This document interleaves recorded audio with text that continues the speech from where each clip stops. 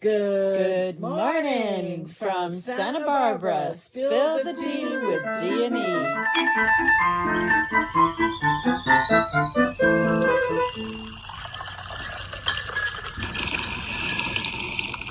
Hey, good morning. Good morning, good morning. I made it. I recovered. Had the easiest little, what do you would say? Oh, it was outpatient surgery. Little procedure. And of all Thank you, Dr. Yurkon. Yep, and of all the options, I had the easiest option, which was a blessing. And very happy, feel really good. I got up at, what time did I get up? Early. Yeah, made a quiche. I think I had a sergeant major come back with me through anesthesia. So, yeah, I feel great and happy. It's been a long 10 months. I felt like I said last time I was in a construction zone, but we're done now. Onward and upward. Yay! Yeah, I sold a piece of art yesterday, which was nice. Exciting. Yes, very exciting. And shout out to Epiphany Art. Yeah, Easy Epiphany Art. Check it out. So we were talking to a couple of friends today, and arguments are being Stephanie, a placement in the family now that kids are all home. And what are they doing, Dominique? They're hopping on their screens, whether it's the phone or the iPad or the computer. They're on the screen. Yep.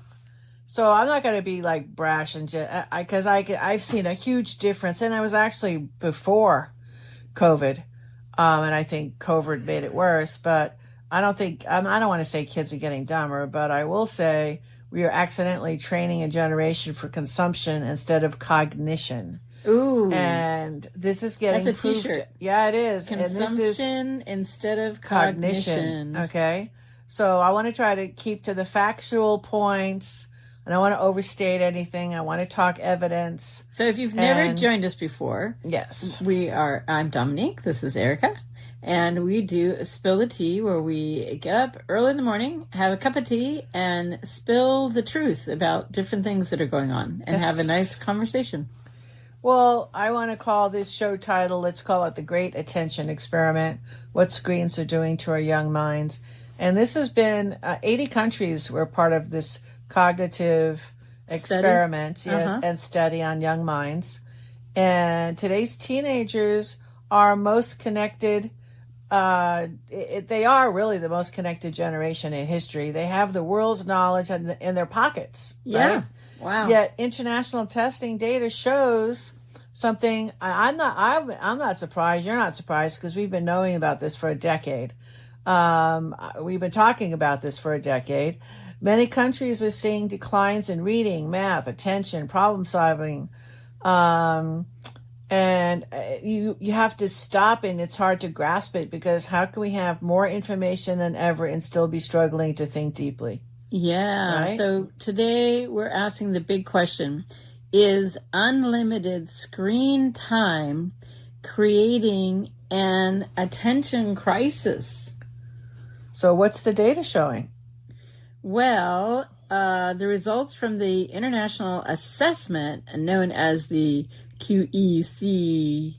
OECD. Oh, sorry. Yeah. PISA exam. Yes. Which measures student performance around the world. And the key points were more than 80 countries that participated, many nations, have seen declines in reading and math skills. And the declines began before COVID. Like you were saying, students report increasing distractions from their devices, and teachers are reporting difficulty being able to hold their students' attention. And the important distinction here is this isn't evidence that children are less intelligent or that intelligence has disappeared. It has to do with attention, that our attention has become too fragmented. I mean, use this line, okay? A distracted brain can look like a less capable brain even when the intelligence is still there. Yeah. So let's face it. This whole thing about multitasking. You get a dopamine. It's kind of like you swipe, and all of a sudden you get a reward. Swipe, and you get a reward. Swipe, and you get a reward. The brain is accustomed to that novelty. Right. Okay. Right. Now, when you sit down, you read, give the kid a book, you read a chapter, it's a slow reward. Yes. Right? Yes. Scrolling, instant reward. Yes. So this is the challenge. If a child's brain spends 5 hours a day jumping from stimulus to stimulus, right? Sitting quietly with a book can start to feel like lifting weights after years of riding on an escalator. Yeah. So what you've got to do, we've taken in international exchange students, and what did I have to do? We had to get them off the computers. We literally had to turn off the Wi-Fi. It was a fight. Put the computers in the living room. Yep. And make them go to bed. Yep. Without a computer, without a device. And every night, because I had this kill switch, and they couldn't figure it out, and we never leaked it, but I had an electrician come in, and literally I could turn off all of the electricity at a given hour to the Wi-Fi.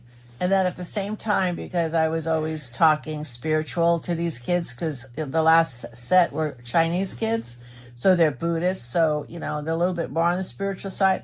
So I did have a few lights just turn on, like in the closet. And I used to say, that was my mother. Remember that? Yep. Yeah, I did. And I never leaked that out either. So now they believe in spirits. So that was the big gain there. But so what can kids do? Yeah, you could wire your house, but what can parents do? Well, First of all, they got to remember that the parent is in charge.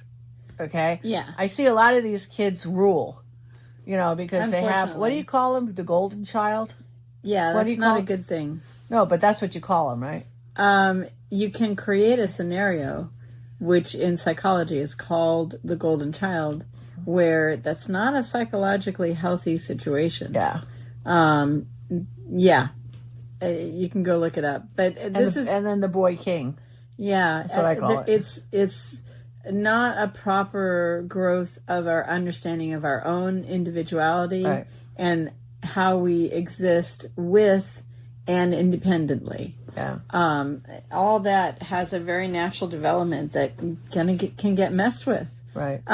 So I like to think about what previous generations had. What were the kids doing, right? Not nostalgia, just observing.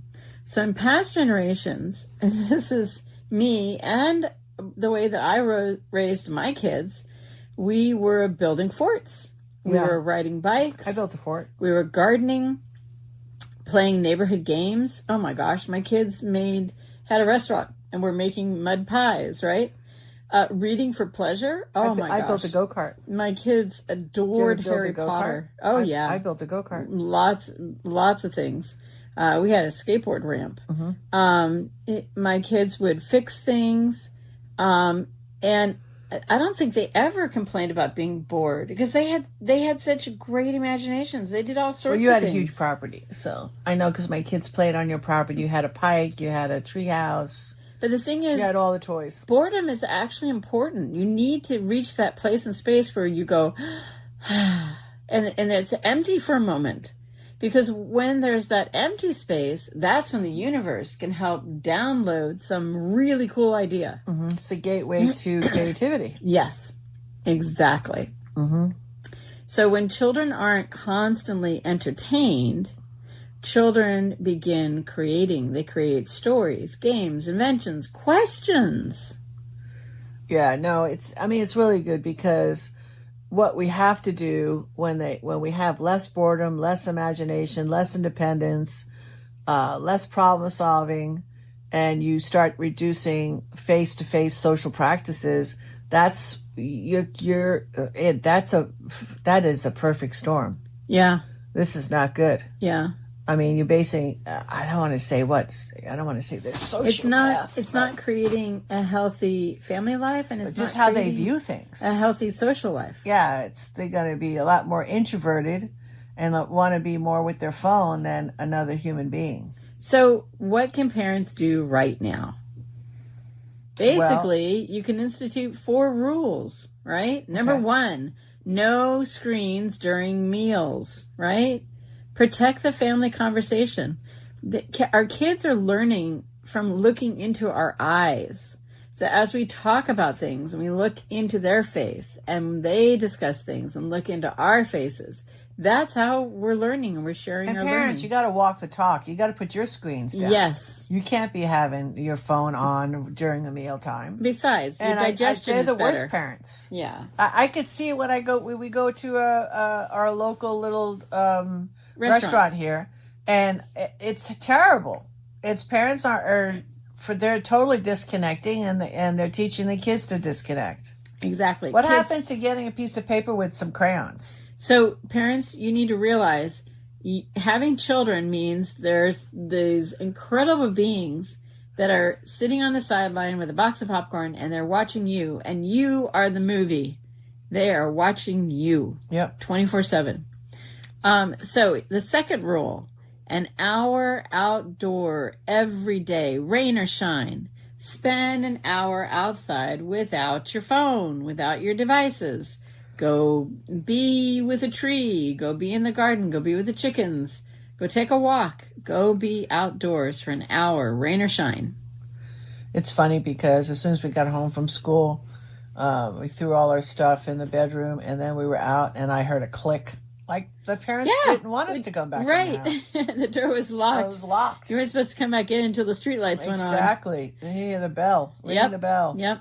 So then rule number 3, make the bedrooms screen-free zones.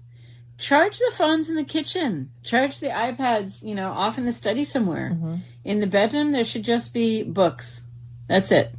Just books. Yeah, it's great. I mean, it's true. Drawing, music, reading, gardening. And they'll sleep better because you're charging away from you. Yeah, it's true. How about creating the fourth one, an analog hour? So what's an analog hour? That's where you draw, play music, read, garden, journal. Mm-hmm. How about Legos? Used to have Legos. Board games. Yeah. Cooking. Oh, that's me all day. Yeah. So you don't have to eliminate technology. Mm-hmm. We just need to make sure that technology isn't eliminating childhood. It's true. And again, parents, you have to walk the talk because it doesn't work if you're going to be saying one thing. These kids, it was like, don't do, what was it? Don't do what I do what I say. That kind of thing. Yeah, no, that doesn't work. That was our generation. Yeah. But this generation... They're going to do as you do. Exactly. They are. Yep. So, like I said, this is going to be the largest experiment in history. And our children are the test subjects. So practice the sentence, parents. I look at it that I don't believe our government isn't orchestrating this. I'm sorry.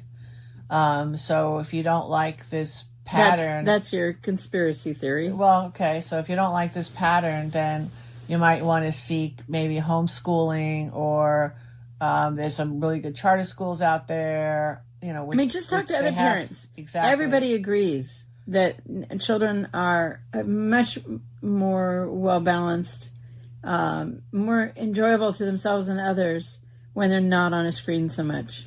Yep. So practice the sentence that you're going to turn off the screen. Just simply say, turn off the screen and go outside. Turn off the screen and go outside. Parents, you can do it. Turn off the screen and go outside. Yep. Yes. So we have an Earth Mama and a Coach Mama reminding you that your attention is your most valuable currency. So spend it wisely. Woo! Yep. Dominique, grab your cup.